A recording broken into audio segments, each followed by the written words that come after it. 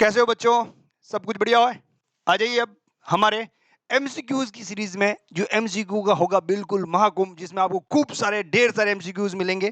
First to seventh class जो हमारी workshop की हो चुकी है, उसका रिजल्ट मैं आपको इस एमसीक्यू में दिखाने वाला हूं कि आपने जो पढ़ा है फर्स्ट टू सेवंथ हमारे जो वर्कशॉप को, वो आपके लिए कितना इफेक्टिव है, कितना कारगर सिद्ध होगा और कितना भाई मजा आएगा आपको। देखते हैं आज की इस एमसीक्यू सीरीज में। गारंटी से कहता हूं इस एमसीक्यू के साथ साथ कुछ ऐसे कॉन्सेप्ट दूंगा जिससे आपके एमसीक्यू और अच्छे से हिट हो जाएंगे। जो बच्चा ये मेरा फर्स्ट टाइम वीडियो देख रहा है, उसके भी 50% से अबव एमसीक्यू हिट हो जाएंगे भाई, क्योंकि उसको कुछ कॉन्सेप्ट यहाँ मिलने वाला है। अगर आपको डिटेल जो फर्स्ट टाइम मेरे एमसीक्यू देख रहा है, उससे निवेदन है कि मेरे फर्स्ट टू 7 टॉपिक्स जो वर्कशॉप के लिए रखे हैं वो देखें, फिर इस एमसीक्यू सीरीज में आए तो उसे और ज़्यादा मजा आएगा, और ज़्यादा क्लियरिटी आएगी, सीखने का कुछ ज़्यादा ही शौक है। तो भाई मेरे फर्स्ट टू 7 टॉपिक देखिए। सिर्फ एग्जाम ही क्रैक करना है सर, मुझे 15 20 25 नंबर चाहिए, तो सिर्फ एमसीक्यू सीरीज को हैंडल कर लीजिए, एमसीक्यू को हिट कर लीजिए। आप मेरे साथ एमसीक्यू देख लीजिए, थोड़ा थोड़ा कॉन्सेप्ट डिटेल तो मैं एमसीक्यू के साथ साथ भी बताने वाला हूं। उस चीज को अगर आप गैदर कर सको, मेरे वर्डों को पकड़ सको कि भाई ये क्वेश्चंस और इनके कॉन्सेप्ट्स क्या है, तो भाई आप डायरेक्ट एमसीक्यू देख सकते हो। लेकिन आपको वास्तव में अकाउंटिंग सीखना है, किसी शॉप का अकाउंटिंग करना है आफ्टर जूनियर अकाउंटेंट के बाद, और अकाउंट्स के महारथी बनना है, तो आप मेरे वर्कशॉप को अटेंड कीजिए। जूनियर अकाउंटेंट की सारी क्लासें देखिए, जो मैं ऑलमोस्ट 40 क्लास में मैं आपके पूरा का पूरा कोर्स देने वाला हूं, और एमसीक्यू की सीरीज अलग से चलाने वाला हूं, जिसमें आपको ये वर्कशॉप होने के बाद दो तीन दिल्ली की एमसीक्यू सीरीज मिलेगी आपको 100%, है ना। तो बेटा अब आपका ज्यादा टाइम खराब नहीं करते हुए आते हैं हम थोड़े से। ये हर पेपर पे आपको डायग्राम मिलेगा। इस डायग्राम को थोड़ा बड़े में मैं समझाना चाहता हूं। भाई हमने अभी तक अकाउंटिंग वर्कशॉप में काफी कुछ चीजें सीखी है। एसेट क्या होती है, लायबिलिटीज क्या होती है, कैपिटल क्या होती है, और इस चार्ट को भी हमने देखा। Nature of accounts, nature of account मतलब खातों की प्रकृति। हम भाई व्यवसाय करते हैं, जो बच्चे फर्स्ट टाइम देख रहे हैं उनको एक बार बता दूं, भाई हम व्यवसाय कर रहे हैं, बिजनेस कर रहे हैं, व्यापार कर रहे हैं। उस व्यापार से, उस व्यापार में हमें कुछ व्यक्ति मिलेंगे जिससे हम कुछ खरीदेंगे, कुछ बेचेंगे, है ना। कुछ देनदार बनेंगे, कुछ लेनदार बनेंगे, तो हमें व्यक्तियों का हिसाब किताब रखना है। तो व्यक्तिगत खातों की कुछ प्रकृति होगी, कुछ व्यक्ति खाते खुलेंगे, कुछ वस्तुओं के खाते खुलेंगे जो व्यक्ति नहीं है, अव्यक्तिगत खाते होंगे जो वस्तुओं के होंगे या खर्चों के होंगे। तो खातों की प्रकृति को मूल रूप से दो भागों में बांटा है ना। एक तो व्यक्तिगत खाते, दूसरा अव्यक्तिगत खाते जो व्यक्ति नहीं है। भाई साहब देखा जाए तो यहां से इधर देख लीजिए, इधर सारी वस्तु हैं और खर्चे हैं, कोई व्यक्ति नहीं है। खर्चों के साथ कभी व्यक्तियों का हिसाब किताब नहीं खोला जाता, ये हमेशा ध्यान रखना। आगे और डिटेल में बताऊंगा मेरी जर्नल में, जर्नल के टॉपिक में मैंने अच्छे से एक्सप्लेन कर रखा है। जर्नल का आप टॉपिक देख लीजिए, कम से कम अच्छा खासा आपका कॉन्सेप्ट क्लियर हो जाएगा वहां पर भी। अब आ जाइए यहाँ पर। व्यक्तिगत खाते मैंने बताया था, प्राकृतिक स्वाभाविक व्यक्तिगत खाते, कृत्रिम या कानूनी व्यक्तिगत खाते, प्रतिनिधित्व व्यक्तिगत खाते, ये उनकी टाइप रही। इनका डिटेल देखना है तो आप जाइए मेरे स्टार्ट के सारे वीडियो पर। अव्यक्तिगत खाते मतलब वस्तुगत खाते, वस्तु में भी दो तरह की, दर्शीय अदर्शीय, मूर्त अमूर्त या काल्पनिक। ये हो गई वस्तु है जो दो तरह की होती है भाई। एक तो दिखने वाली जिसको देख सकते हैं, छू सकते हैं, महसूस कर सकते हैं, और एक ऐसी वस्तुओं का लेन देन तो होगा लेकिन भी उनको देखा नहीं जा सकता, उनको तोला नहीं जा सकता, उनको मापा नहीं जा सकता, है ना। ऐसी वस्तु है, ठीक है। फिर होंगे खर्चे, हानि, आय और लाभ। सर ये आय और लाभ में अंतर है क्या? बिल्कुल अंतर है बेटा। आय का मतलब जो आपका पैसा आ रहा है उसमें से खर्चे घटाने के बाद जो बचेगा वो होता है लाभ, है ना। वो इसका भी अपन एक्सप्लेन करने वाले अच्छे से। अब देखो आपकी जानकारी के लिए बता दूं, भाई साहब हम व्यापार करते हैं तो स्टार्ट किससे करते हैं? व्यापार में केस आएगा, तो केस क्या है? वस्तु। फिर हम उससे लैंड, बिल्डिंग, मशीन, फर्नीचर वगैरह सब खरीदेंगे, स्टॉक खरीदेंगे, वो भी सब क्या है? वस्तु। और वस्तु किसकी है? सर व्यापार की है। व्यापार के अंदर आने वाली सभी वस्तुएं व्यापार की होती है, उसके ऊपर उसका व्यापार का अधिकार होता है। इसका मतलब वो व्यापार की संपत्तियां हैं। जो इसका मतलब क्या हो गया सर? ये जो भी वस्तुएं हैं, चाहे दर्शीय वस्तु हो चाहे अदर्शीय वस्तु हो, मूर्त वस्तु हो चाहे अमूर्त वस्तु हो, चाहे काल्पनिक वस्तु हो, कोई भी जो व्यापार में वस्तु के रूप में जिसका लेन देन होगा वो सब बेटा एसेट कहलाएगी। क्या कहलाएगी? संपत्ति। संपत्ति या ओलो भाई ये कहलाएगी। अब ध्यान रखना है जितनी भी वस्तुएं होगी सब क्या कहलाएगी? एसेट्स कहलाएगी। इस चार्ट में देखो कैपिटल क्या है? जब भी व्यापार बंद होगा, व्यापार का स्वामी कैपिटल वापस लेके जाएगा, कैपिटल भी दायित्व है। ड्राइंग भी क्या है? एक टेम्पररी लायबिलिटीज है जो व्यापारी निकाल लेता है, पूंजी कम कर देता है, ठीक है। टैक्स पेबल, सरकार को टैक्स देना है, ये भी अपने पास क्या है? लायबिलिटीज है। बिल्स पेबर, कस्टमर को पेमेंट करना है, करेंगे, अभी बाकी है करना, ये भी हमारी क्या है? लायबिलिटीज है। प्रीपेड एक्सपेंसेस जो हुए नहीं अभी होंगे, मतलब सॉरी, हमने कुछ खर्चे एडवांस में दे रखे हैं, तो इसका मतलब हमारे पास पैसा था, 12 महीने का किराया देना था, हमने 15 महीने का किराया दे दिया। सर 3 महीने का किराया एडवांस दे दिया, हमारा पैसा हमारे पास रहना चाहिए था संपत्ति के रूप में, लेकिन वो संपत्ति कहीं और चली गई, तो इसको अपन क्या बोलेंगे? एसेट बोलेंगे, एसेट। आउटस्टैंडिंग एक्सपेंसेस, अदत्त व्यय, ऐसे खर्चे जो अभी तक हमने चुकाए नहीं है, अब हम आगे भविष्य में चुकाएंगे, तो बेटा क्या हो गई? लायबिलिटीज हो गई। एक्रूड इनकम, ऐसी इनकम जो हमने कमा ली है लेकिन हमें प्राप्त नहीं हुई है, वो क्या होगी बेटा?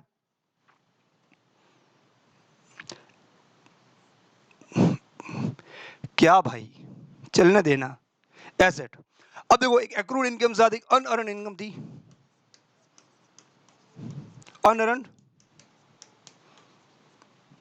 इनकम, इसको अपन क्या बोलेंगे? ऐसी इनकम जो भाई हमने कमाई तो नहीं है लेकिन फिर भी प्राप्त हो गई। अच्छा, ऐसे कैसे सर? अरे भाई, कुछ इनकम हमें फ्यूचर में होगी, भविष्य में होगी, लेकिन वो अभी तक कमाई नहीं है, फिर भी पहले ही प्राप्त हो गई। अनअर्न इनकम अर्न नहीं हुई, फिर भी अपन को मिल गई, तो ये अपना क्या है भाई? लायबिलिटीज है। ये क्या है? लायबिलिटीज। टाइप नहीं थी इसलिए अलग से लिखा मैंने। बिल रिसीवेबल, ऐसे बिल जो प्राप्त हो गए, वस्तुओं के रूप में है हमारे पास, सॉरी, बिल रिसीवेबल, ऐसे बिल हमारे पास आ गए जो भी अभी तक हमने कैश में उनको कन्वर्ट नहीं किया, अभी तक हमारे पास पड़े हैं, किस किस व्यक्तियों के हैं बता नहीं है, केस नहीं भी हो कन्वर्ट तो वापस उस व्यक्तियों से पैसा मांगेंगे, तो ये भी क्या है? एक तरह का पर्सनल अकाउंट है, लेकिन इसको अपन क्या मानेंगे भाई? ये हमारी एसेट है। क्यों? ऐसी संपत्तियां जो कैश के रूप में नहीं बदली लेकिन है तो हमारे पास ना, जब चाहे तब उसको कैश में बदल सकते हैं, और कैश क्या है? वस्तु है, तो ये भी एसेट है। तो ये सब क्या है? ये सारी की सारी सर एसेट। ये क्या है? वह है, इधर आय है।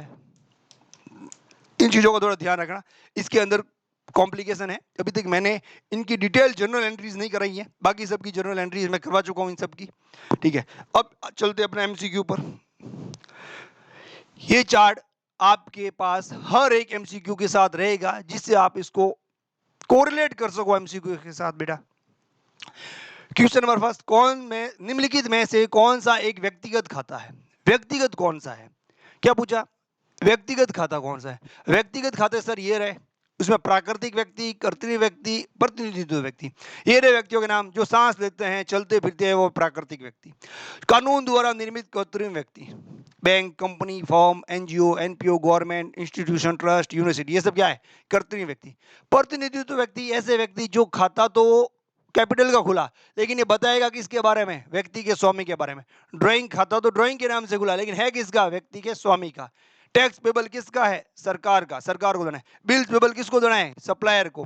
प्रीपेड एक्सपेंसेस हमने कर रखे, किसी को एडवांस दे रखा है खर्चा, किसी व्यक्ति को। आउटस्टैंडिंग एक्सपेंसेस हमने खर्चे देने हैं, किसको? किसी व्यक्ति को। एक्रूड इनकम कमा ली लेकिन अभी तक प्राप्त नहीं हुई है, हमारी इनकम किसी और के पास पड़ी, किसी व्यक्ति के पास, तो ये सब हो गए व्यक्ति। सर इसमें से कोई है क्या? मशीन, ओ सर मशीन तो वस्तु है, ये इसको बोलेंगे रियल वस्तु है सर, तो ये तो आंसर है ही नहीं।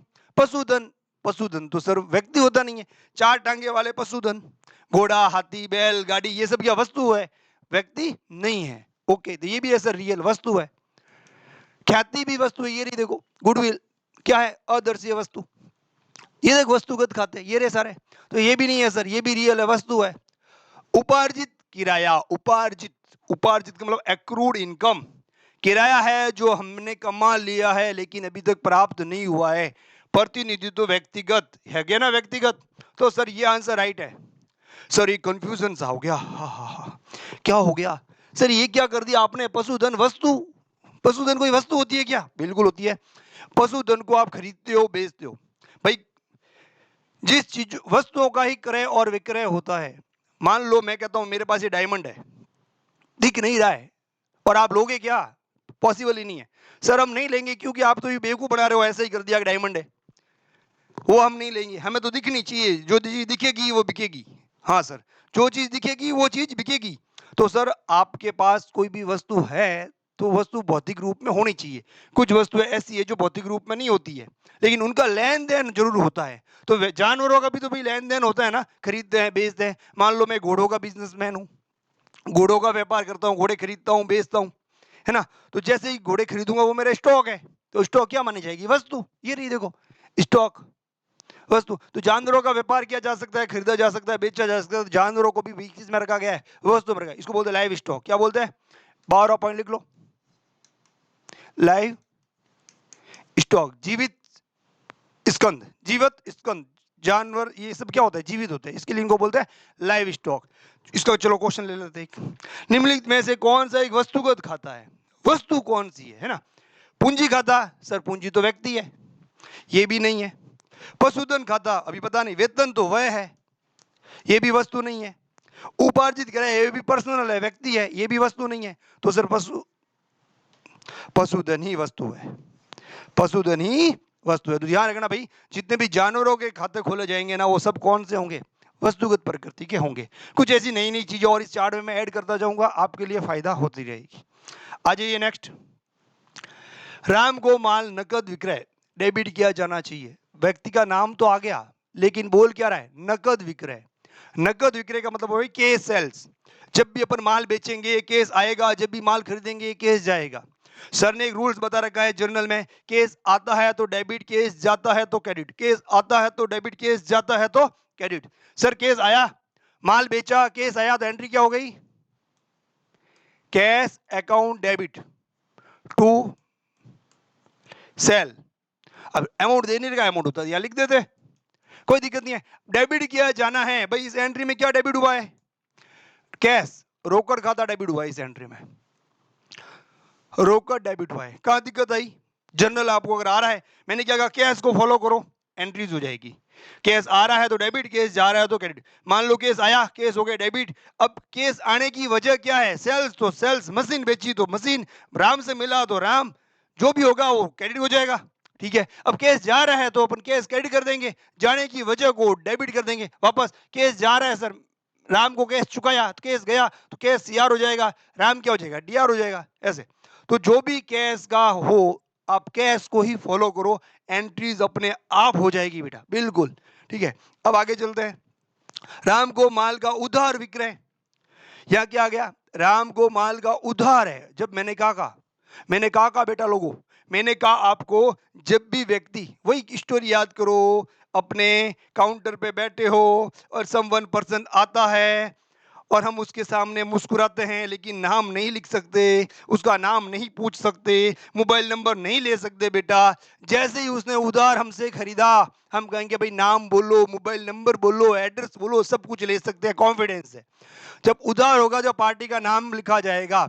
अब मान लो माल बेचा, बेच रहे हैं तो पहले आ जाइए केस कॉन्सेप्ट पे, सेल अकाउंट करते हैं अपन, सेल करते हैं तो केस आता है, तो cash account debit to sales. लेकिन अब आ नहीं रहा है, सेल्स तो सीआर ही रहेगा, केस आ नहीं रहा है, उधार है, तो केस को हटाओ, पार्टी का नाम लिखो, मैंने ये बोला था। तो केस के स्थान पे क्या हो जाएगा बेटा? पार्टी का नाम हो जाएगा। तो यहां पर लिखेंगे क्या? पार्टी। पार्टी क्या, सॉरी, यहां पे लिखेंगे पार्टी का नाम। पार्टी का नाम क्या है? राम। तो केस के स्थान पे क्या हो जाएगा? राम। लेकिन इसने पूछा क्या है? क्रेडिट क्या होगा? अगर पूछता डेबिट क्या होगा, तो डेबिट तो होता है राम, राम क्या होगा? डेबिट। और क्रेडिट क्या होगा? क्रेडिट होगा सेल्स। तो एंट्री क्या होती है? Ram account debit to cell.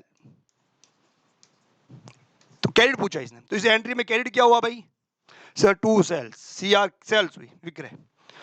आगे चलते हैं। पेटेंट अधिकार, पेटेंट राइट्स, इसके पीछे, पेटेंट के पीछे राइट लिख दो, पेटेंट राइट है ना, पेटेंट मतलब राइट। पेटेंट को एकस्व अधिकार ही बोलते हैं, पेटेंट मैंने इंग्लिश में लिखा हुआ है, ये एकस्व ही बोलते हैं, एकस्व अधिकार। क्या बोलते हैं बेटा इसको? एकस्व अधिकार।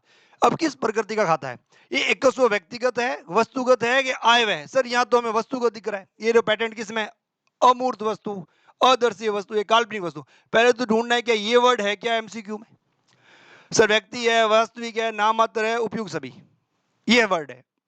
इसमें अदृश्य वैसा कुछ नहीं है, अदृश्य नहीं है तो वस्तुगत या वास्तविक है क्या? सर वास्तविक है, ये व्यक्ति नहीं हो सकता, क्योंकि ये वस्तु है, पेटेंट क्या है, वस्तु है, तो वस्तुगत या वास्तविक बोलेंगे इसको, व्यक्ति नहीं बोलेंगे, आय व्यय भी नहीं बोलेंगे, नाम मात्र भी नहीं है आंसर, व्यक्तिगत भी आंसर नहीं, उपयुक्त सभी भी आंसर नहीं, क्यों सब तो हो ही नहीं सकता ये बंदा, तो वस्तुगत है, मतलब वास्तविक खाता है। ओके, आगे चलो, पेटेंट अधिकार खाता है, पेटेंट अधिकार खाता है, और सर डबल क्वेश्चन क्यों आ गया, ये वस्तु है, मैंने क्या बोला, क्या होती है बेटा, एसेट, क्या होती है, संपत्तियां होती है, तो व्यक्तिगत खाता है, वास्तविक खाता है, नाममात्र खाता है, अदर्शी वस्तुगत खाता है, ये एसेट लायबिलिटीज का भी पूछ सकता है, अभी इसने ये पूछ लिया, अदर्शी है, अमूर्त है, क्या है, अगर यहां पर वास्तविक करो और यहां पे और वास्तविक कर दिया तो आंसर गलत हो जाएगा भाई, ये आंसर नहीं है, तो सर आंसर क्या है, अदर्शीय वस्तु। देखो, notice notice notice notice notice, वास्तविक तो है ही है, साथ ही साथ देखो वस्तुगत तो है ही है, वास्तविक अदर्शीय वास्तविक है, अदर्शीय वस्तुगत, अदर्शीय वर्ड आ गया, सर ये आ गया अदर्शीय, काल्पनिक, अमूर्त, ये सब टाइटल आ गया, तो भाई सब टाइटल तो उचित आंसर तो यही है, उचित आंसर कौन सा है, उचित आंसर यही है, तो सर ये ऊपर वाला तो हो ही नहीं सकता, डी आंसर इज राइट होगा ना भाई, समझे कि नहीं समझे, तो आपको इस चार्ट में से उचित आंसर ढूंढना है, ये वर्ड दे रखा है एक्चुअल में तो ये पेटेंट है वो क्या है, सर अदर्शीय वस्तु है, कैसी वस्तु है, अदर्शीय वस्तु है, काल्पनिक वस्तु है, अमूर्त वस्तु है, वस्तु तो है ही है, वास्तविक सब तो ऊपर था ही, लेकिन यहाँ अदर्शीय अमूर्त नहीं था, तो वास्तविक उत्तर राइट है, सेम क्वेश्चन का उत्तर क्या राइट है, अदर्शीय वस्तु राइट है। अब दोनों में से फर्स्ट ऑप्शन कौन सा दे रखा है भाई, मेन टाइटल तो ये है, ये उसका हेड टाइटल है, ये इसका सब टाइटल है, तो सब टाइटल दे रखा हो तो आंसर सब टाइटल को देना है, उचित आंसर देना है, मतलब कहने का मतलब। नेक्स्ट आ जाइए, पूंजी ज्ञात कीजिए यदि संपत्तियों, संपत्ति या होगा भाई, यो नहीं, क्या ये मेरे टाइपिस्ट थोड़ी मिस्टेक कर रहे हैं, संपत्ति या होगा, यो नहीं होगा, ठीक है। 4,000 रुपये और लेनदारों के दावे 3,000 रुपये, लेनदार का मतलब दायित्व के दावे, लेनदारों को आपका वर्ड देखिए कंफ्यूज किया गया है, मतलब दायित्व, लेनदार का मतलब कंफ्यूज करने के लिए बोला है, क्या है बेटा आपका दायित्व। देखो ये बैलेंस शीट थी, चलो अभी इतना डिटेल में बैलेंस शीट बैलेंस शीट के चक्कर में जाएंगे तो फालतू में टाइम लगेगा, दायित्व है ना, तो हमने एक इक्वेशन बताई थी ना, फर्स्ट टॉपिक में ही बताई थी मैंने, फर्स्ट वीडियो में जाके देखना, asset asset equal to capital plus liabilities, संपत्तियां कितनी, उस हमारे उस वीडियो में कैपिटल कितनी थी सर 4 लाख की, प्लस लाइबिलिटीज कितनी थी 6 लाख की, तो टोटल एसेट कितनी हो गई 10 लाख की। तो भाई साहब कैपिटल पता करना हो तो एसेट को उधर ले जाओ, प्लस की क्या हो जाएगी माइनस, या लाइबिलिटीज को उधर लेके जाओ, कैपिटल पता करना हो लाइबिलिटीज को उधर पटको बराबर से, है ना, तो एसेट कैपिटल उधर आएगी, प्लस की क्या हो जाएगी minus, liability equal to capital, तो कैपिटल पता करने के लिए एसेट में से क्या माइनस करना पड़ेगा, लायबिलिटीज माइनस करनी पड़ेगी, लायबिलिटीज बोलते हैं, मैं इसको शॉर्ट में लायबिलिटी बोलता हूँ, लायबिलिटीज बोल बोल के अपन टाइम खराब कर देंगे, दायित्व सीधा सा, संपत्तियां माइनस दायित्व, तो ये संपत्तियां माइनस दायित्व, ये माइनस कर दो, 4 में से 3 क्या 1,000 रुपया आंसर। तो भाई साहब अब आपकी जानकारी के लिए बता दूं, 3 क्वेश्चन पूछे जा सकते हैं इस लेवल पे, कितने क्वेश्चन पूछे जा सकते हैं 3, तीनों को तीनों मैं यहाँ लिख देता हूँ, साथ ही साथ प्रैक्टिस जो बच्चे नए हैं उनके लिए भी, asset equal to capital plus liabilities, capital equal to asset minus liabilities, और liability equal to asset minus capital, ये 3 इक्वेशन हो गई, तीनों में से कुछ भी पूछ सकता है, कभी एसेट पूछ लेगा, कभी कैपिटल पूछ लेगा, कभी लायबिलिटीज पूछ लेगा। अभी इसने क्या पूछा है, पूंजी ज्ञात कीजिए, मतलब कैपिटल ज्ञात कीजिए, पूंजी, ये वाली इक्वेशन पूछी है, दूसरी कोई भी पूछ सकता है।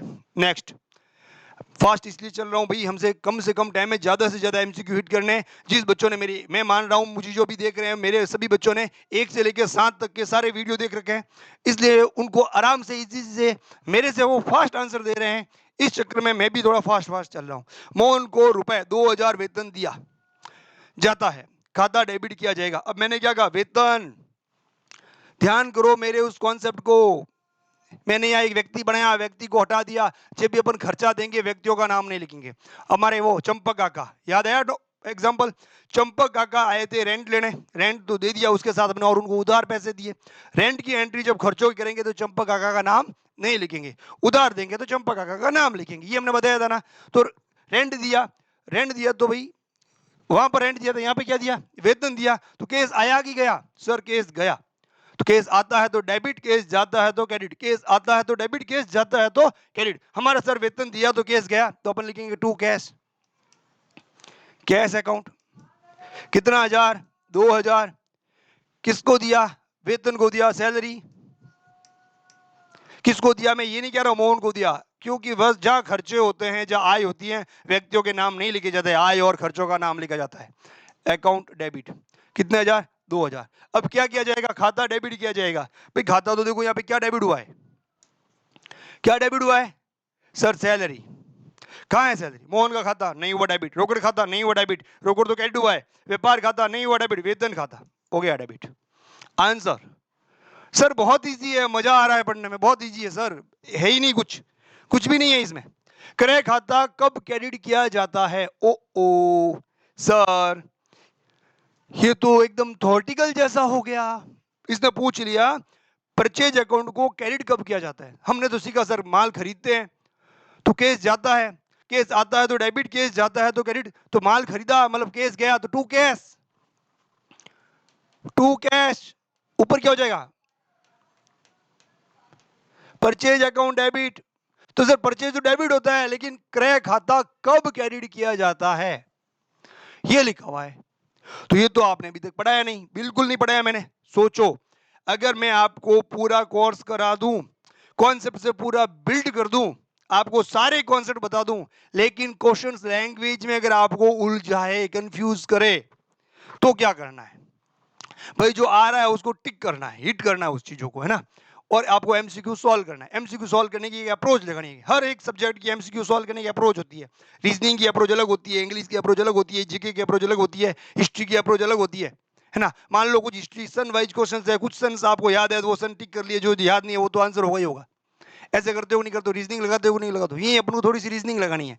ये नॉन केस ट्रीटमेंट है, ये क्या है, नॉन केस ट्रीटमेंट। अभी तक नॉन केस मैंने जर्नल नहीं पढ़ाई, उसके बावजूद आप इस एमसीक्यू को हिट कर लोगे। ये मैंने बहुत सोच समझ के इस सीरीज में लिया है।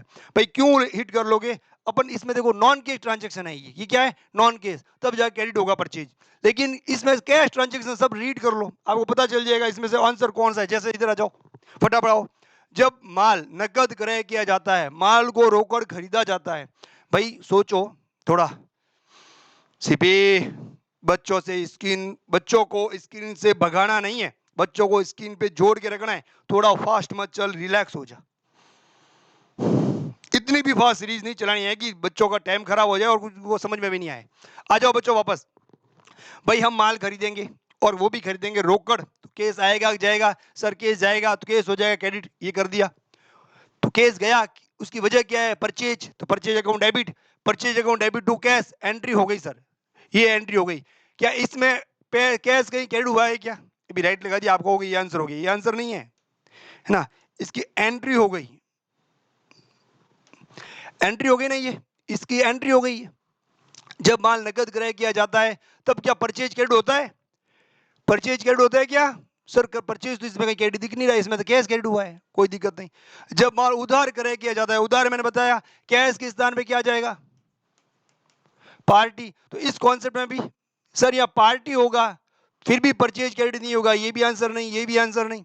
जब माल बेचा जाता है, ओ माल बेचेंगे तो कैश आएगा, cash account debit to sales, है ना, तो एंट्री क्या हो जाएगी, कैश टू सेल्स। तो सर यहां पे भी क्रेडिट क्या हो रहा है, सेल्स, यहां पे भी परचेज क्रेडिट नहीं हो रहा है सर, ये भी आंसर नहीं।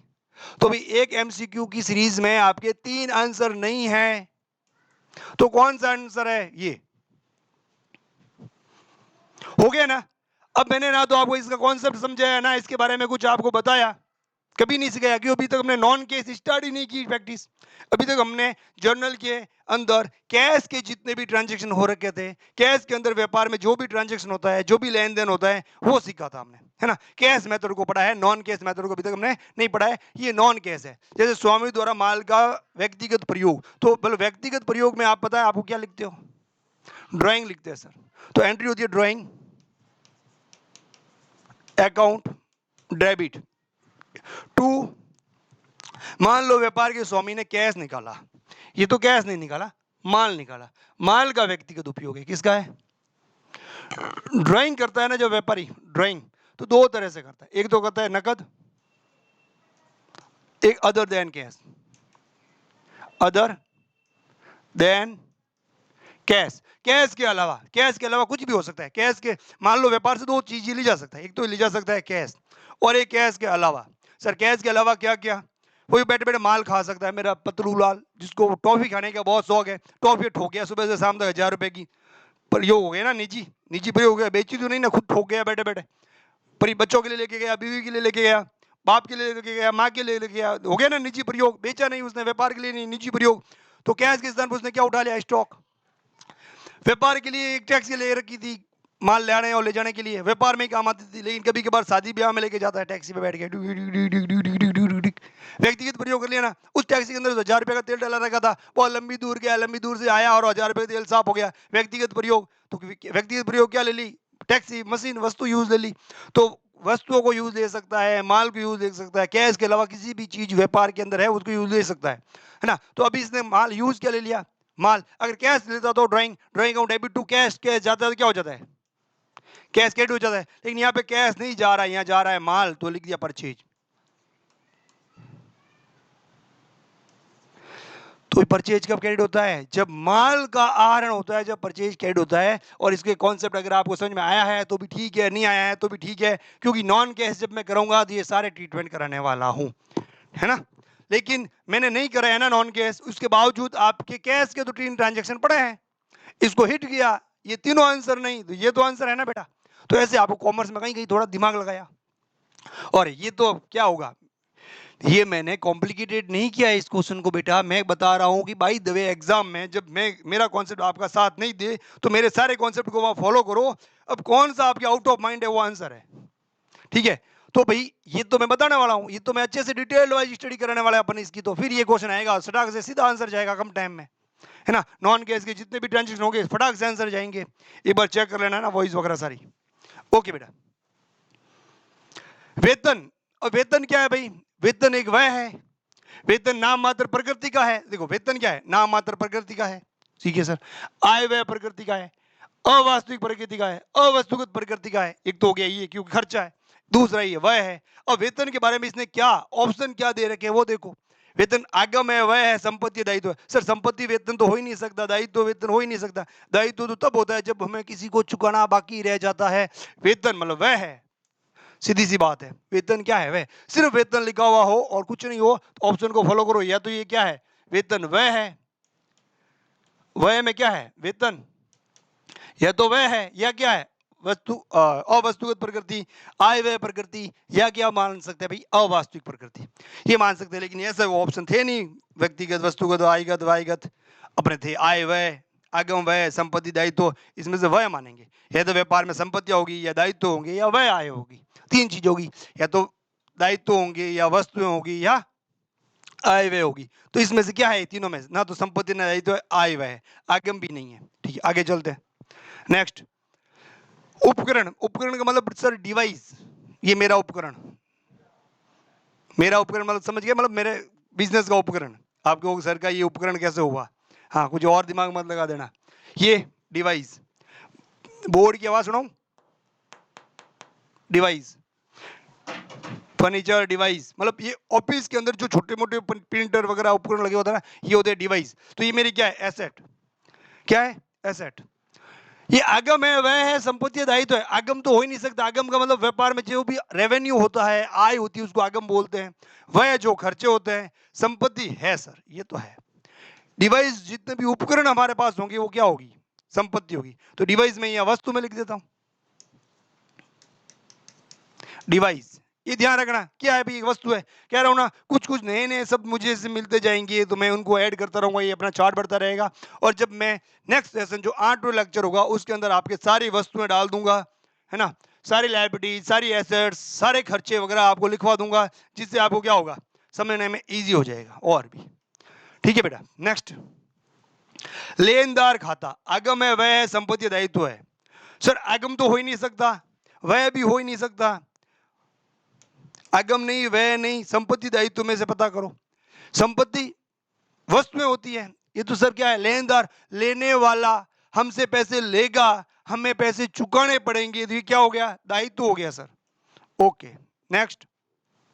यदि व्यवसाय की पूंजी कैपिटल कितनी हो 50,000 रुपए, बाह्य दायित्व लोगों से उधार कितने लिए 10,000, तो व्यवसाय पर कुल दावा ज्ञात कीजिए। व्यवसाय पर कुल दावा, हम भाई व्यवसाय से कुल कितना मांगते हैं, पूंजी कितनी है 50,000, दायित्व कितने हैं 10,000, कुल दावा का मतलब यहां होता है संपत्तियां। अगर आज व्यवसाय अपन बंद करेंगे, संपत्तियां बराबर कुल दावा। या फिर ये सोचो ना भाई हमने पूंजी लगाई और हमने बाहर से पैसे लाके भी लगाए, टोटल कितने हो गए 50, 10, 60,000 हो गए। अभी आज बिजनेस बंद करे तो हम कितना दावा करेंगे व्यापार पे, भाई व्यापार हमें पैसा वापस दे।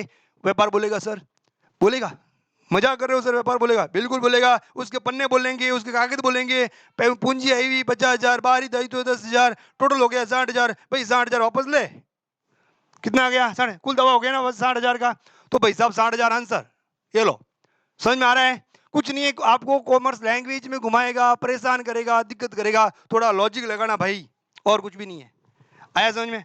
चलिए आगे। स्टॉक, स्टॉक कहां है, ये पड़ा सर, स्टॉक ये रहा, क्या है, दृश्य मूर्त वस्तु है या वास्तविक है। अब देखो दृश्य वगैरह कहीं दे रखा है सर, दृश्य वगैरह कुछ नहीं, वास्तविक वगैरह कुछ नहीं, अवास्तविक कुछ नहीं, तो सर क्या इसमें तो है ही नहीं ये वर्ड वगैरह कहीं। तो मैंने क्या कहा, आगम व्यय संपत्ति दायित्व, मैंने क्या कहा, वस्तु सब क्या होती है अपनी संपत्ति होती है संपत्ति। तो ये क्या दे रखा है, संपत्ति। करो, स्टॉक हमारी क्या है, ये सारी वस्तु हमारी एसेट है, ये भी वस्तु है, वो भी सभी हमारी क्या है, एसेट है ना। तो वस्तुगत प्रकृति ना पूछकर इनके प्रकार पूछ दिया, ये क्या है, स्टॉक किस प्रकार का खाता है, संपत्ति का खाता है। ओके नेक्स्ट, देनदार खाता, देने वाला देनदार, लेने वाला लेनदार। हमें जो पैसा देगा, किसी व्यक्ति के पास हमारा पैसा पड़ा है, वो देनदार या तो हमारी संपत्ति है, हमारा पैसा वहां पड़ा है, ये देनदार व्यक्तिगत प्रकृति का नहीं खाता है। अब इसने प्रकृति पूछी या वस्तु है, संपत्ति है, दायित्व है, क्या है, ऑप्शन पे डिपेंड करता है। सिर्फ देनदार खाता लिखा हुआ है, नीचे लिखा हुआ है आगम व्यय संपत्ति दायित्व। अब सोचो बेटा, संपत्ति एक दायित्व है, लेने वाला लेनदार, हम उसको पैसा चुकाएंगे, हमारा दायित्व है। देने वाला देनदार, हमारा पैसा उसके पास पड़ा है, हमारा पैसा, हमारा केस उसके पास पड़ा है, ये रहा केस, हमारा केस उसके पास पड़ा है, हमारा केस क्या है, वस्तु, हमारा केस उस व्यक्ति के पास पड़ा है, तो हमारी क्या है, संपत्ति, ये रही संपत्ति। नेक्स्ट, देनदार खाता, आगम व्यय व्यक्तिगत दायित्व। सर संपत्ति तो है, लेकिन इसमें संपत्ति ऑप्शन नहीं है, व्यक्तिगत है। देनदार तो व्यक्ति होगा ना, बिना व्यक्ति आप कौन देगा आपको, कोई व्यक्ति है नहीं, पीपल के पेड़ के पास गया, पैसा दे दे, वो झाड़ से तो झापड़ भी नहीं मार सकता बेचारा, वो आपको पैसा थोड़ी देगा, पैसा तो कोई व्यक्ति देगा ना। तो देनदार लेनदार दोनों ही, देने वाला भी लेने वाला भी, किस प्रकृति में आते हैं, व्यक्तिगत प्रकृति में आते हैं। तो यह व्यक्तिगत प्रकृति आएगी, क्या है, व्यक्तिगत, देनदार खाता व्यक्तिगत प्रकृति का खाता है। तो इस तरह से शॉर्ट में लिखे हुए होंगे, आपको कंफ्यूज करेंगे, वर्ड दिक्कत, एमसीक्यूज वगैरह ढंग से लिखे होंगे, आपको दिक्कत करेंगे नहीं। अगर यहाँ लिखा होता साफ साफ देनदार खाता किस प्रकृति का खाता है, तो ये प्रकृति है ही नहीं, ये प्रकृति है ही नहीं, ये प्रकृति है ही नहीं, सीधा व्यक्तिगत होगा। सिंपल सा लिखा हुआ है, आपको सोचना है, आगम व्यय कुछ नहीं, दायित्व देनदार होता नहीं, दायित्व होता है लेनदार, इसका मतलब ये है व्यक्तिगत प्रकृति का बारे में पूछा गया है। ओके नेक्स्ट, मशीन खरीदी, जर्नल में लेखा करते समय मशीन खाता क्या होगा। भाई आप लोगों ने मशीन खरीदी, केस आया कि गया, सर केस गया, ओके केस गया, तो हम लिखेंगे टू कैश अकाउंट। किसकी वजह से गया, फर्नीचर, अरे सर मजाक मत करो, मशीन खरीद रहे हो, फर्नीचर लिख रहे हो, बुढ़िया गए हो आप, तो अब रेस्ट कर लो, पढ़ेगा कौन, मशीन अकाउंट डेबिट, क्या रेस्ट कर लो तो कौन पढ़ेगा बेटा, एग्जाम दिला दूं, एग्जाम के अच्छे मार्क्स दिला दूं, फिर रेस्ट कर लेता हूं। अब इस क्वेश्चन ने पूछा है मशीन खरीदी, जर्नल में लेखा करते समय मशीन खाता क्या होगा, डेबिट होगा, क्रेडिट होगा, डेबिट क्रेडिट दोनों होगा, उपयुक्त में से कोई नहीं होगा। एंट्री में क्या दिख रहा है बेटा, डेबिट दिख रहा है, क्रेडिट दिख रहा है, सर ना तो हमको डेबिट दिख रहा है ना हमें क्रेडिट दिख रहा है, क्यों सर आपने तो लिखा ही नहीं। अरे ले भाई डेबिट नहीं लिखो तो ध्यान रखो ना, ऊपर वाले लाइन डेबिट, नीचे वाले लाइन क्रेडिट, डेबिट होता है, ओके डेबिट होगा आंसर। नेक्स्ट चलो, जिन खातों का संबंध आय व्यय, अच्छा ऐसे खाते जो हमारे खुलेंगे व्यापार में, उनका संबंध आय या व्यय से हो, अच्छी बात है, लाभ और हानि से है, अच्छी बात है। ऐसे खाते को कहते हैं, क्या कहते हैं, आय व्यय के खातों को क्या कहते हैं भाई, आय व्यय खाते प्रकृति बोलते हैं, अवस्तुगत प्रकृति बोलते हैं, नाम मात्र प्रकृति बोलते हैं, अवास्तविक प्रकृति बोलते हैं, इनके नाम है। तो वास्तविक है, नाम मात्र है, व्यक्तिगत है, चल आय व्यय ही बोल दिया तो वास्तविक तो हो ही नहीं सकता, व्यक्ति तो हो ही नहीं सकता, तो उपरोक्त में से कोई नहीं तो हो ही नहीं सकता, नाम मात्र खाता। क्या हो गया? नाम मात्र खाता। ओके, नेक्स्ट, लाभ। ओ तेरी तो, लाभ सर क्या आगम है? आगम, अब देखो इसके साथ मैं ये क्वेश्चन क्यों लेके आया पता है, हमारे वर्कशॉप की सीरीज चल रही है तो कुछ नई चीजें और आपको पता चले वर्कशॉप में। देखो बेटा, मैंने परचेज किया, परचेज की कॉस्ट 100 रुपया, ध्यान देना। अब मैंने इसको सेल किया, सेल कितना किया? 120 में। सेल को बोलते हैं आगम। अच्छा सर, सेल को आगम बोलते हैं? आगम का मतलब बेटा रेवेन्यू, चाहे कहीं से भी आओ, सेल से भी क्या आ रही है? आपकी आय आ रही है, आय। मैंने शुद्ध आय नहीं बोला, नेट इनकम नहीं बोला, मतलब इनकम, रेवेन्यू। मान लो आप कर रहे हो व्यापार टॉफियों का, है ना, मेरा पतलू लाल बेचारा टॉफी बेचता है, टॉफी खरीदता है, टॉफी खाता है, टॉफी बेचता है, ये करता है, खाता भी है, ड्राइंग करता है, सब कुछ करता है, लेकिन साथ ही साथ पैसे बचते हैं, इन्वेस्ट कर देता है, ब्याज आ रहा है, वो भी रेवेन्यू, इंटरेस्ट। अदर देन मतलब इनडायरेक्ट रेवेन्यू हो गया। वो क्या हो गया? डायरेक्ट नहीं आ रहा है। डायरेक्ट तो क्या होता है? सेल से आता है डायरेक्ट, हम व्यापारी टॉफियों को खरीदने का बेचने करता है, वो तो डायरेक्ट रेवेन्यू। अब कुछ पैसे कमीशन कमा लिया चलते फिरते, डिस्काउंट कमा लिया, तो उस चीजें क्या होगी? इनडायरेक्ट रेवेन्यू, अप्रत्यक्ष आगम। तो इसके भी पार्ट होंगे, आगम, प्रत्यक्ष आगम, अप्रत्यक्ष आगम। जब हमारा वर्कशॉप आगे बढ़ेगा इन सारी चीजों की दिक्कत खत्म हो जाएगी। तो बीच में मैंने बता दिया, तो इसको सेल्स को क्या बोले? आगम। तो भाई यहाँ पर लाभ कितना हुआ सर? अभी देखा जाए तो 20 रुपए का लाभ हुआ, 100 की लागत थी, 20 में कमाया, तो इसको बोलेंगे लाभ। सर अभी लाभ नहीं हुआ, अब कर दिए माइनस खर्चे, ए भाई रुक जा, एक्सपेंसेस कर दिए। कितने रुपए एक्सपेंसेस कर दिए सर? 12 रुपए का एक्सपेंसेस कर दिए, तो ये हो गया लाभ। इसको बोलेंगे सकल लाभ, सकल लाभ। सर ये क्या क्या नए नए वर्ड ला रहे हो? मत सुनो भाई, अभी सुनो ही मत, इनके लिए बहुत टाइम पड़ा है, जीवन बड़ा लंबा है, अभी ने अपने दिमाग के पुर्जों को लंबा नहीं करना है। अभी 20 में से 12 खर्चे हो गए, पीछे कितने बच गए? 8। तो ये हो गया अभी आपका लाभ, इसको बोलेंगे शुद्ध लाभ, शुद्ध लाभ। तो भाई ये लाभ क्या होगा? तो आगम तो सर होगा ही नहीं, तो आगम तो सर नहीं हो। मैं क्या कह रहा हूं, हर एक वर्ड के ऊपर डिटेल दे रहा हूं आपको। आगम क्या होता है सर? व्यय भी नहीं होगा। लाभ कब व्यय होता है? लाभ तो व्यय खर्चे का सब घटाने के बाद बचने वाली चीज होती है लाभ। तो सर व्यय तो होगा ही नहीं, संपत्ति तो होगा ही नहीं। सर संपत्ति कैसे नहीं होगा? हमने पैसा कमा लिया लाभ का, वो हमारे पास पड़ा है, संपत्ति हो सकता है ना।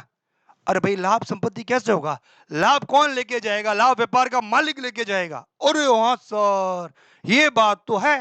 लाभ कौन लेके जाएगा? लाभ सर व्यापार का मालिक लेके जाएगा।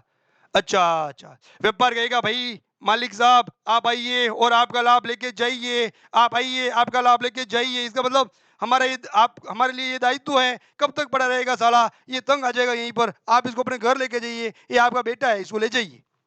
तो व्यापार बोलेगा नहीं बोलेगा? तो व्यापार के लिए लाभ क्या हो गया? लायबिलिटीज। ओरे सर, कॉमर्स के बच्चों को पहली बार पता चला होगा, प्रॉफिट व्यापार की लायबिलिटीज है, टेम्पररी लायबिलिटीज है, ये कैपिटल में ऐड हो जाती है। अगर वो नहीं लेके जाएगा कैपिटल में ऐड हो जाएगी, कैपिटल बढ़ जाएगी, तो ये लायबिलिटीज है बेटा, कैपिटल में ऐड होता है, तो संपत्ति तो हो ही नहीं सकता। अच्छा सर, स्वामित्व समता एक नया वर्ड आ गया, तो ये आंसर होगा सर, सीधी सी बात है। तो सर आपने लॉजिक लगाया या डिटेल बता के बताया? लॉजिक लगाया, डिटेल बताया, उससे अब कोई लेना देना नहीं है। स्वामित्व समता लाभ भी होता है, स्वामित्व समता हानि भी होती है। व्यापार खरीदने से लेकर एंड तक औकात कितनी रही, व्यापार की क्षमता कितनी रही, है ना, ये समझ लो। तो यहां से लेकर यहां तक 8 रुपए की क्षमता, मतलब औकात यही है उसके कमाने की। चाहे भले ये कितनी सेल बड़ी कर ले, उसमें से खर्चे बढ़ जाएंगे, कमाया तो यही है ना बंदे ने, स्वामित्व क्षमता। लाभ और हानि क्या होती है? स्वामित्व क्षमता। स्वामित्व क्षमता ऋणात्मक भी हो सकती है, स्वामित्व क्षमता धनात्मक भी हो सकती है। ठीक है बेटा? ओके, तो एक और आ जाता है क्वेश्चन, स्वामित्व क्षमता होती है ऋणात्मक धनात्मक, दोनों? दोनों नहीं, दोनों। पूर्व दत्त वेतन खाता, प्रीपेड एक्सपेंसेस, ये रहा प्रीपेड एक्सपेंसेस, है ना। तो क्या है भाई ये? सर प्रतिनिधित्व व्यक्तिगत खाते हैं, क्या इसमें प्रतिनिधित्व कहीं दिख रहा है? सर नहीं दिख रहा है। तो व्यक्तिगत खाते दिख रहा है? दिख रहा है सर, ये रहा व्यक्तिगत खाते, आंसर। नेक्स्ट, देय विपत्र खाता, देय बिल, बिल्स पेबल, ये रहा। क्या है भाई? प्रतिनिधित्व व्यक्तिगत है, लेकिन इसमें कोई प्रतिनिधित्व है ही नहीं सर, व्यक्तिगत तो है ना। हाँ व्यक्तिगत है, व्यक्तिगत खाता। Okay sir. नेक्स्ट, देच विपत्र लिखा हुआ है, देच नहीं बेटा, दे। ये टाइपर एरर है, टाइपर का एरर है, ये टाइपिंग करने में गलती कर दी। दे विपत्र खाता, दे, ये दे बिल क्या है सर? आगम व्यय संपत्ति दायित्व। ओहो सर, ये व्यक्तिगत प्रकृति के बारे में तो पूछा ही नहीं है। तो सर अभी मैंने स्टार्टिंग में ही चार्ट किया, तब क्या बताया था? प्रीपेड एक्सपेंसेस हमने पहले ही दे दिया, एसेस्ट है। आउटस्टैंडिंग हमारी लायबिलिटीज है, एक्रूड इनकम हमारी एसेस्ट है। बिल प्राप्त हो गया लेकिन कैश में कन्वर्ट नहीं हुआ, लेकिन हमारे पास पड़ा, हमारी संपत्ति है। देय विपत्र हमारी क्या है? लायबिलिटीज है। हमें किसी बिलों का भुगतान करना है, दायित्व है, सीधी सी बात है। किसी व्यक्तियों को भुगतान करना है, दायित्व है। संपत्ति नहीं हो सकता, व्यय नहीं हो सकता, आगम नहीं हो सकता। आगम मैंने समझाया, व्यय आपके वो सामने पड़े होते हैं कि ये खर्चे हो गए। संपत्तियां वस्तुएं होती हैं, है ना? दायित्व है सर, ओके ओके, दायित्व है सर। नेक्स्ट, स्वामी का खाता, व्यक्तिगत, वास्तविक, अवास्तविक, उपरोक्त में से कोई नहीं सर, व्यक्तिगत। ये रहा कैपिटल, प्रतिनिधित्व व्यक्तिगत हो गया ना, या तो व्यक्तिगत लिखा आएगा या प्रतिनिधित्व लिखा आएगा। नेक्स्ट, आहरण का खाता, ड्राइंग, ये रहा प्रतिनिधित्व लिखा हुआ है क्या? कहीं नहीं लिखा हुआ है, तो व्यक्तिगत तो है, व्यक्तिगत। नेक्स्ट, मकान मालिक को चुकाया गया किराया क्रेडिट किया जाएगा। ओ मकान मालिक किराया क्रेडिट किया जाएगा। और भाई किराया है ना, खर्चा है, तो मकान मालिक से कोई लेना देना नहीं। याद करो मुझसे मेरे उस चुटकुले को, चंपक दादा आए थे हमारे पास किराया लेने, तो हमने रेंट अकाउंट से एंट्री की थी, चंपक दादा के नाम से एंट्री नहीं की थी। मकान मालिक से कोई लेना देना नहीं, तो मकान मालिक का खाता तो वैसे क्रेडिट डेबिट कुछ नहीं होगा सर, कुछ भी नहीं होगा उसका, तुम कुछ करेंगे ही नहीं। चंपक दादा आए थे, रेंट मांगा, rent account debit to cash कर दी, चंपक दादा से कुछ नहीं किया। फिर चंपक दादा ने उधार मांगा, तो चंपक दादा अकाउंट डेबिट टू कैश किया। उधार मांगा तो यहाँ पे तो हमने रेंट दिया, उधार तो नहीं दिया। फास्ट बोल रहा हूँ क्यों, मैंने जल्दी जल्दी ज्यादा एमसीक्यू हिट करने हैं, ठीक है सर। मकान मालिक को चुकाया गया किराया क्रेडिट क्या होगा? रेंट दे रहे ना, रेंट टू कैश। क्या पूछा इसने? क्रेडिट, ये रहा कैश, रोकड़। आंसर, किराया भी आया, रेंट डेबिट हो रहा है, क्रेडिट नहीं हो रहा है। आगे चलते हैं, इनमें से कौन सा खाता पूर्ण तो अलग थलग है? ओहो सर, ये क्या है? ये तो इससे कोई लेना देना नहीं चार्ट से। हाँ बिल्कुल लेना देना नहीं है, ये रीजनिंग का क्वेश्चन है, और कॉमर्स में रीजनिंग जैसा भी कभी कभी दिमाग लगाना पड़ सकता है, इसलिए मैं ये क्वेश्चन लेके आया हूँ। फर्स्ट एमसीक्यू सीरीज है, इससे आपको पता चल जाएगा सर अपने दिमाग की कितनी लाइट जलाने वाला है, कितने बल्ब फ्यूज करने वाला है। आ जाइए, अलग थलग, गाय, भैंस, बकरी, बिल्ली। सर गाय को पालते हैं, बकरी को पालते हैं, भैंस को पालते हैं, बिल्ली को भी पालते हैं, तो अलग थलग कहाँ हुआ? सब सेम है। चलो अच्छी बात है। अब देखो, गाय का दूध पीते हैं, भैंस का दूध पीते हैं, बकरी का दूध पीते हैं, बिल्ली का दूध छी नहीं पीते सर, पालते जरूर लेकिन तीनों का दूध पीते हैं, बकरी का, बिल्ली का दूध नहीं पीते सर, तो बिल्ली अलग थलग हो गई इसमें। तीनों पालतू तो, चारों पालतू है, अलग थलग नहीं है। लेकिन दूध पीने के नजरिए से देखो, बिल्ली का दूध पीते हो, गाय का दूध पीते हैं, बकरी का दूध पीते हैं, भैंस का दूध पीते हैं। सर बिल्ली का दूध कोई पीता है तो अलग थलग नहीं है, नहीं पीता तो अलग थलग। बकरी है ना कि बिल्ली है? और सर बिल्ली अलग थलग है क्या? फ्लो फ्लो में कुछ भी बोल देते हो। आ जाओ इसमें वापस, तो इसमें भी अपने बिल्ली जैसा अलग थलग क्या है? कार्यालय का फर्नीचर, ये रहा फर्नीचर, ओके। उपकरण, ये रहा उपकरण, ठीक है। दोनों ही क्या है? संपत्तियां हैं, ओके। भूमि तथा भवन, ये भी क्या है? सब एसेस्ट है, ये भी एसेस्ट है। सामग्रियां, ये भी एसेस्ट है। संयंत्र तथा मशीन, ये भी एसेस्ट है। तो सर अलग अलग क्या है? अभी मैंने कहा ना, गाय, भैंस, बकरी और बिल्ली तीनों ही पालतू है। सर चारों ही पालतू है, चारों ही पालतू है, तो चारों ही एसेस्ट है, तो अलग थलग कुछ नहीं है। अभी आपको गाय, भैंस, बकरी और बिल्ली में अलग थलग नहीं लग रहा था ना, लेकिन दूध के नजरिए से देखो कि सर दूध 3 का पीते, 1 का नहीं पीते, उस नजरिए से देखो ये एसेट्स तो है, लेकिन फर्नीचर, उपकरण लंबे टाइम तक चलेंगी, भूमि और भवन लंबे टाइम तक चलेंगे, संयंत्र और मशीनरी भी लंबे टाइम तक चलेंगे।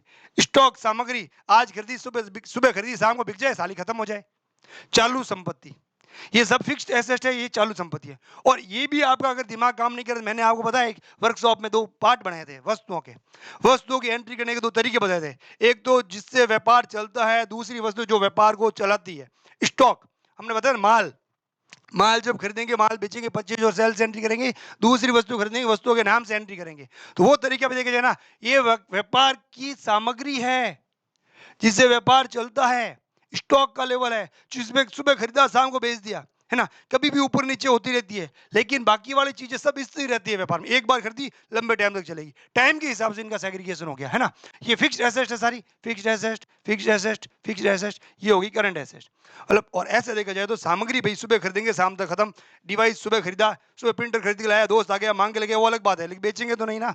टेबल खरीदी, फर्नीचर खरीदा, लैंड, बिल्डिंग नहीं सर, हम तो सुबह लैंड खरीदेंगे, बिल्डिंग खरीदेंगे वगैरह, सब स्टॉक भर देंगे, शाम को सारा एक साथ बेच देंगे।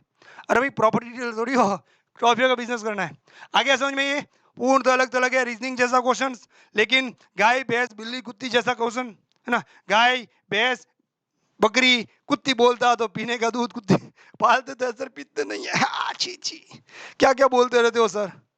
आ जाइए आगे। पुष्ट पालन की द्वारा लेखा प्रणाली में प्रत्येक व्यवसायिक लेन देन प्रभावित करता है। अब देखो बेटा, मैं एक लेन देन लिख रहा हूं, माल खरीदा तो मैंने लिखा परचेज टू कैश। माल खरीदा, एक लेन देन हुआ, पक्ष कितने प्रभावित हुए? एक पक्ष, दो पक्ष, दो खाते प्रभावित होते, ये आंसर है। अब इसमें सभी आंसर लगेंगे आपको, उसी खाते के दोनों पक्ष।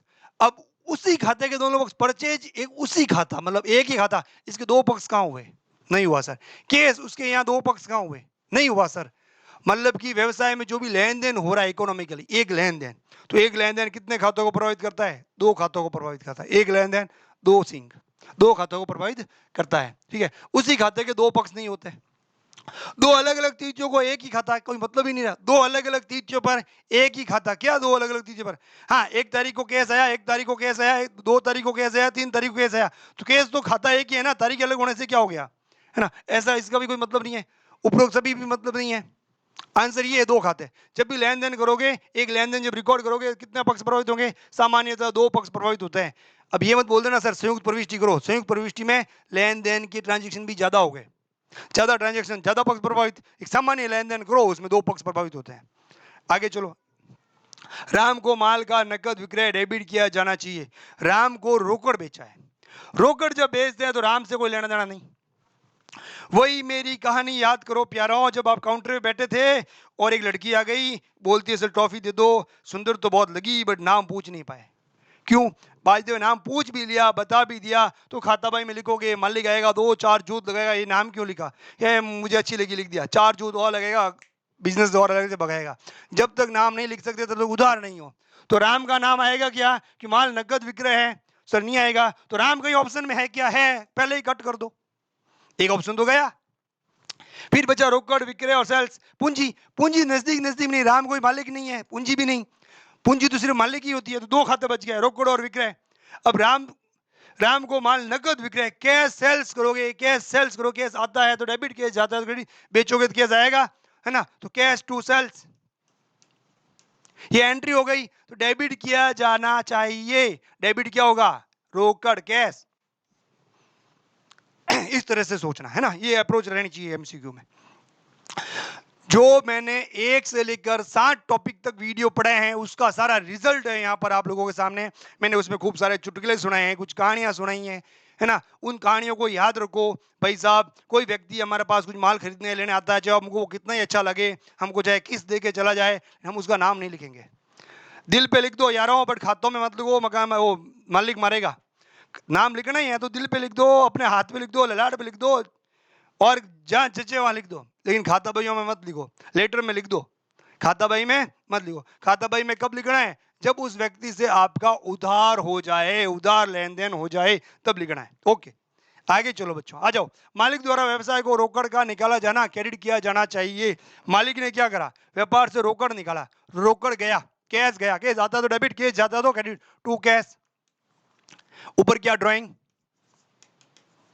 तो भी क्रेडिट किया जाना चाहिए, क्रेडिट किया जाना। इस एंट्री में क्या क्रेडिट है? कैश, रोकड़ खाता। नेक्स्ट, मालिक द्वारा व्यवसाय से रोकड़ निकाला, डेबिट किया जाना चाहिए, ये रहा डेबिट, डेबिट किया जाना चाहिए। आर खाता, ड्राइंग खाता, हो गई ना एंट्री। इसी एंट्री के दो क्वेश्चन पूछ लिए, या तो क्रेडिट किया जाएगा या डेबिट किया जाएगा, दोनों में से कुछ भी पूछ सकता है। आ जाइए आगे। नेक्स्ट, सरकार को देय कर, वास्तविक खाता, नामात्र खाता, व्यक्तिगत खाता, प्रकृति पूछी। आ जाइए यहाँ।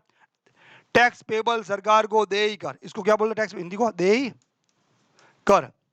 देय कर किस प्रकृति का है? प्रतिनिधित्व व्यक्तिगत है सर, प्रतिनिधित्व लिखा हुआ नहीं है, व्यक्तिगत तो है, व्यक्तिगत खाता।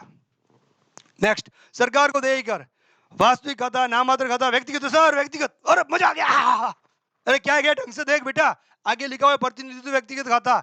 व्यक्तिगत तो है, लेकिन कौन सा है? प्रतिनिधित्व व्यक्तिगत है। ये आंसर जल्दबाजी में जोश जोश में सीपीसी ने मस्त पढ़ाया था, हमें पता है देय कर व्यक्तिगत होता है, बताया था सर ने। अरे बेटा ये भी तो बताया था प्रतिनिधित्व होता है, पहले ये सब टाइटल आंसर होता है, सेकंड हेड आंसर होता है। ये है ना इसमें प्रतिनिधित्व, ये आंसर नहीं है, गलत, काट दो इसको, ये आंसर राइट है। हाँ आगे चलो, आ जाओ यहाँ। जोर इसलिए दे रहा हूं कि आपको ध्यान रहे इस चीजों को ध्यान। सरकार को दे ही कर, अब सरकार को दे ही कर ऑप्शन में बार बार एक ही क्वेश्चन आ रहा है ऑप्शन, वास्तविक खाता, नाम मात्र खाता, व्यक्तिगत खाता, उपरोक्त में से सेम क्वेश्चन आ गया सर, व्यक्तिगत खाता, सॉरी डबल टाइप हो गया क्वेश्चन। सरकार को दे ही कर और सेम क्वेश्चन दो बार हो गए, एक ही पीपीटी थी बेटा, दो बार हो गई। वो कितने नंबर थे देखा जाए तो 31, 32, 33, 34, दो क्वेश्चन सेम टाइप हो गए बेटा। हो प्रतिनिधित्व, उपार्जित ब्याज खाता, एक्रूड इनकम, एक्रूड इंटरेस्ट है ना, तो एक्रूड इनकम ये रही, क्या है, प्रतिनिधित्व व्यक्तिगत खाता है, उपयुक्त में से कोई नहीं, नाम मात्र, दायित्व, संपत्ति, और सर व्यक्तित्व वगैरह ये आया ही नहीं प्रतिनिधित्व, कोई बात नहीं ना। एक्रूड इनकम हमने कमा ली लेकिन हमें अभी तक प्राप्त नहीं हुई, कहीं और पड़ी है, मतलब इसका मतलब हमारी संपत्ति है, क्या है, हमारी संपत्ति है। दायित्व तो है नहीं, नाम मात्र कोई वह है नहीं, तो नाम मात्र भी नहीं बोल सकते, उपयुक्त में से कोई नहीं भी बोल सकते, संपत्ति तो है ना हमारी। एक्रूड जो इनकम है हमारी संपत्ति है, हमने कमा ली लेकिन भविष्य में मिलेगी, कहीं और पड़ी है, हमारी संपत्ति है। Okay sir. उपार्जित ब्याज खाता व्यक्तिगत है, दायित्व है, नाम मात्र खाता है, क्या है सर, उपार्जित एक्रूड इनकम व्यक्तिगत खाता है, दायित्व नहीं है, ये कहीं हमारी संपत्ति पड़ी हमें मिलेगी, ये हमारी एसेट है, आउटस्टैंडिंग हमारी लायबिलिटीज है। ओके, प्रतिनिधित्व व्यक्तिगत खाता, तो सर ये तो गलत हो गया, आपने ही जल्दबाजी में कर दिया, प्रतिनिधित्व व्यक्तिगत खाता है। ओके बेटा, तो ये सही है, ये सही नहीं है, आगे समझ में ना। ओके ओके ओके ओके, आ जाओ अब आगे, नेक्स्ट नेक्स्ट नेक्स्ट नेक्स्ट, प्रतिलिपि अधिकार। ओ ये क्या आ गया सर, प्रतिलिपि अधिकार, हमें तो समझ में नहीं आया। कॉपीराइट्स, प्रतिलिपि अधिकार ये रहा, कॉपीराइट्स कहां पढ़ा है, अदृश्य काल्पनिक वस्तुओं में पढ़ा है, तो ये क्या है, अदृश्य काल्पनिक अमूर्त कहीं लिखा हुआ है क्या, सर नहीं लिखा हुआ है, तो वास्तविक या वस्तुगत तो लिखा हुआ है, हाँ सर ये है वास्तविक। नेक्स्ट, प्रतिलिपि अधिकार खाता व्यक्तिगत है, वास्तविक है, अवास्तविक, अमूर्त वास्तविक, अमूर्त वास्तविक, या तो ये वर्ड होंगे या ये वर्ड होगा, और ये वर्ड हो तो फर्स्ट ऑप्शन ये राइट है। आगे ना, नेक्स्ट, प्रतिलिपि अधिकार खाता आगम, आगम तो होगा ही नहीं, वस्तु है सर, ये क्या है, प्रतिलिपि, कॉपीराइट्स वस्तु है, और वस्तु हमारी क्या होती है बेटा, एसेट होती है, आगम है नहीं, व्यक्तिगत, व्यक्तिगत तो कैसे होगी सर, व्यक्तिगत तो ये है, ये तो वस्तु है, व्यक्तिगत भी है नहीं, दायित्व, दायित्व कैसे होगा सर, ये तो हमारी खुद की चीज है, हमारे पास पड़ी है, संपत्ति है, दायित्व भी नहीं है, संपत्ति है। प्रतिलिपि अधिकार खाता वही आगम, वह, वस्तु, दायित्व, ये क्या है, आगम सर आय तो हो ही नहीं सकती, वह हो ही नहीं सकती, वस्तु तो है, वस्तु, तो एक ही चीज पे खूब सारे क्वेश्चन किए जा सकते हैं, आपको डिटेल में याद रखना है, ये क्या है, वस्तु है, आगे वस्तु, दायित्व नहीं है।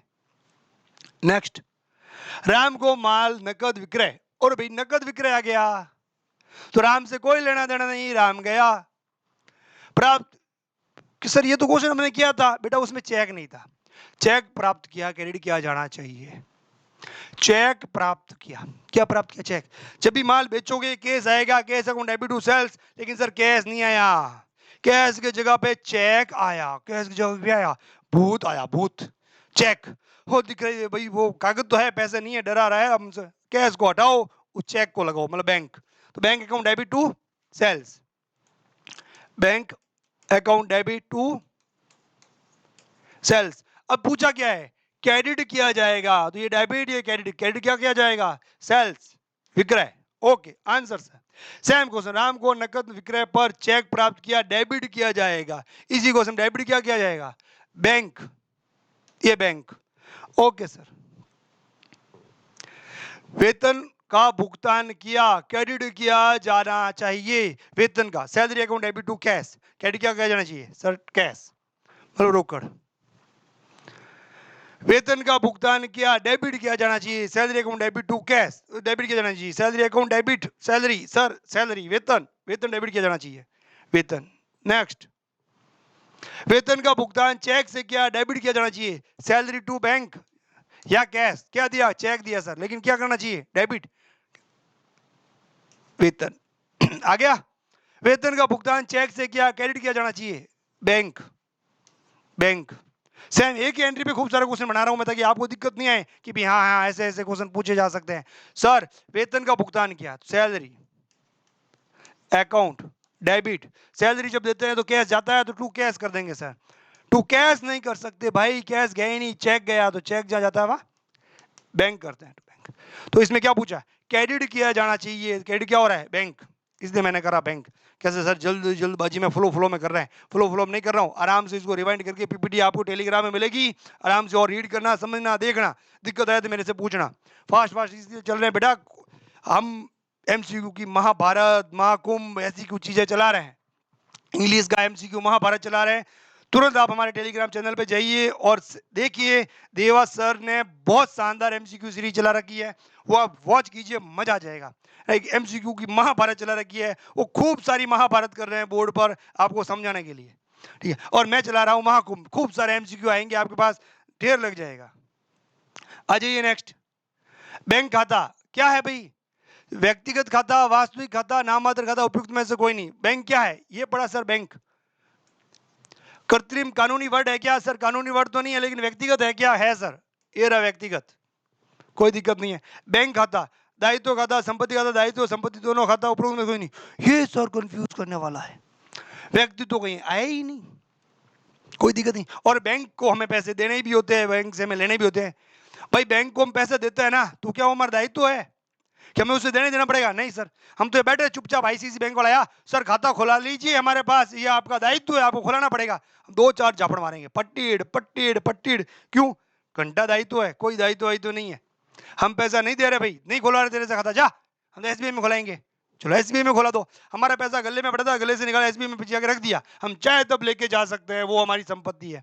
यहाँ का कैश कहीं और पड़ा है, वो हमारी संपत्ति है। हमारा पैसा हमारे पास ना रखकर हमने बैंक में रख दिया, तो बैंक हमारी क्या है, संपत्ति खाता है, दायित्व खाता नहीं है। तो ये दोनों भी नहीं हो सकता, उपरोक्त में से कोई नहीं हो सकता। संपत्ति खाता है तो बैंक क्या भाई, बैंक हमारी एसेट है, क्योंकि बैंक के अंदर हमारा केस ही पड़ा है, हमारा ही वही खाता खुला हुआ है।